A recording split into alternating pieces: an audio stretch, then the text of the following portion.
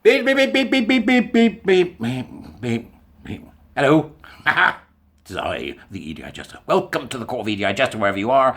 YouTubers, Twitteroids, or Facebookings, or whatever you are, right? Okay, wherever you're watching me, welcome, welcome, welcome to the next edition. So I've got a really interesting one here, which is nice edge stuff. Love it, love it, love it, love it, love it. Right? Comes from The Guardian. Now, I've done a couple of things from The Guardian lately. They're a bloody rag, but let's give it a go anyway and see exactly what they've done with this particular story that's come out of America that I think is interesting because it addresses something that's coming. All right, that we're going to have to deal with. Something that's coming that we're going to have to deal with. So here we go. All right, let's see what you think. Warrior Teacher, buy me a coffee, you know, all the usual. The piece is entitled A Sense of Betrayal, Liberal Dismay as Muslim-led US City Bans Pride Flags.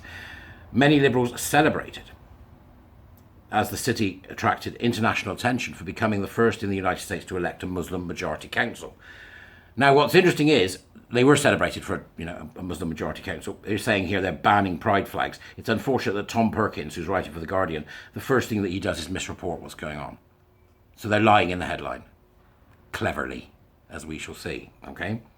So it was celebrated that they had actually voted in a Muslim majority city council.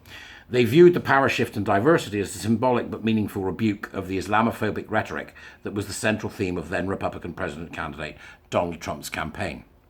We have to remember with people like The Guardian that label anything, you know, phobic. Doesn't mean that there isn't nuggets in this article. There are nuggets in this article, but this week many of those, it's in the Dubris by the way, this week many of those same residents watched in dismay as a now fully Muslim and socially conservative city council passed legislation banning pride flags from being flown on city property that had, like many others, been being flown around the country, but intended to celebrate the LGBTQ plus community. So that particular paragraph there's got a problem in it. First of all, it's not, so the pride flag has got nothing to do with the LGBTQ plus. If it's LGBTQ plus, it's the ridiculous progress flag, right? You know, with all the funny arrows and chevrons and invading, colonizing stuff on it. That's the flag for the LGBTQ. The pride flag is for all of us. Okay? Muslim residents packing City Hall erupted in cheers after the council's unanimous vote, and on Hamtram's social media pages, the taunting has been relentless.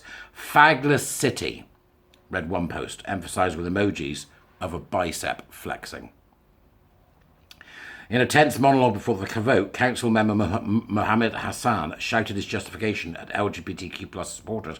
I'm working for the people, what the majority of the people like.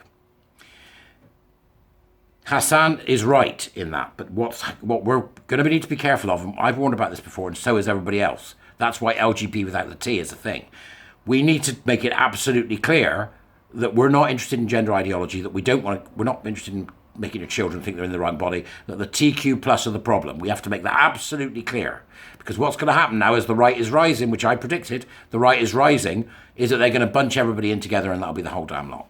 And that'll be bad for women and everybody. Women, us, gays, everybody. Everybody it'll be bad for. So we've got to be careful. Now, that's what is being assumed from this article here. A bit more nuanced than that, I'm afraid. While Hamtramck, it's a very strange name, is still viewed as a bastion of multiculturalism. There's a failed idea if ever there was one. The difficulties of local governance and living among neighbours with different cultural values quickly set in following the 2015 election. Some leaders and residents are now bitter political enemies, engaged in a series of often vicious battles over the city's direction, and the pride flag controversy represents a crescendo in tension. So, in fact, this has been going on since 2015. There's been changes have happened since they elected the All-Muslim Council. But that's caused conflicts, because what's happening is the council are probably enforcing an ideological edict that the others aren't happy with either. So you've got, what we're seeing is a clash of ideologies rather than looking for a simple way to try to find that everybody can live together happily and in peace. However, there's a sense of betrayal, said former Hamtramck mayor Karen Majewski, who is Polish-American. We supported you when you were threatened, and now our rights are threatened, and you're the one doing the threatening. So the fight's coming up, isn't it?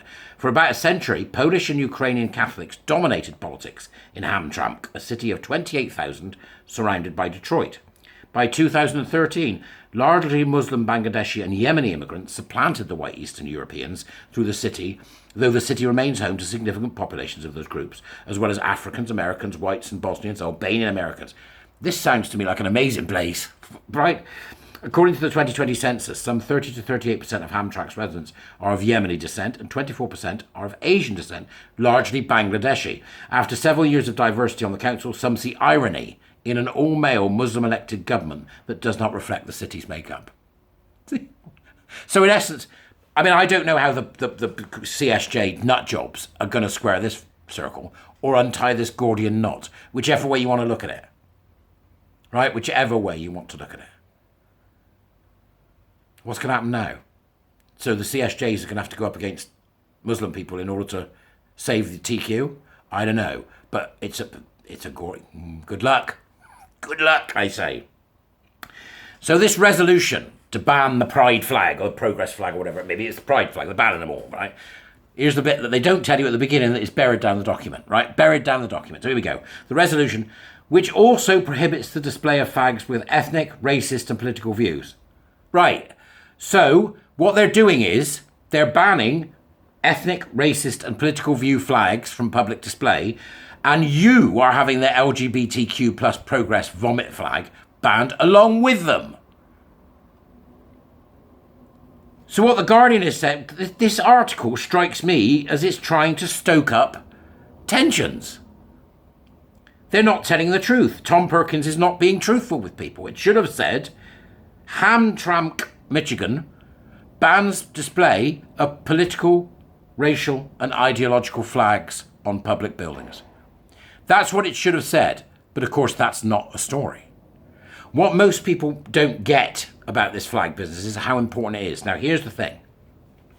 It is against the law to fly any flag that is not the original pride flag. This is defined in law. In law, right? Okay, go look, okay? And then what I suggest that you do, en masse, good followers and good people of the Twitteroids who don't yet follow me, but do if you hit the subscribe button, I suggest you do the following. I suggest you, when you walk out and about walking, if you see a flag on the pole, according to what's written in the law that you will find, okay, go and have a hunt, you'll find it, flag laws, that if you see the trans flag flying in any way that is prescribed in law, that whole pink and blue, all that crap, and the progress flag, that you get onto the planning department and you ask them for the planning permission from the organisation that is flying the flag. Because if they do not have planning permission, they can't fly it. Right? But they'll flaunt planning permission. We must take them up on this. Start photographing flags and sending in requests for the details of the planning permission the individual organisation got to fly the flag. Because you can't fly them unless they're the original pride flag. Not on a flagpole outside, not on a flagpole that comes out the wall. Go and have a look at the detail of the law. It's not complicated. You can look it up. Flag laws. If I can find it quickly, I'll put it in the doobries. Just more fun if you do it yourself, isn't it? So this article, which you can read, I put the link in the doobries, was in effect, what it's doing is it's stoking racial tension. And it's doing so off the back of what to me sounds like an eminently sensible and fair ruling. No political, racial, no ideological flags. Thank you very much. Not just the LGBTQ plus hands, knees and bumps today. It, in fact, is a very measured response.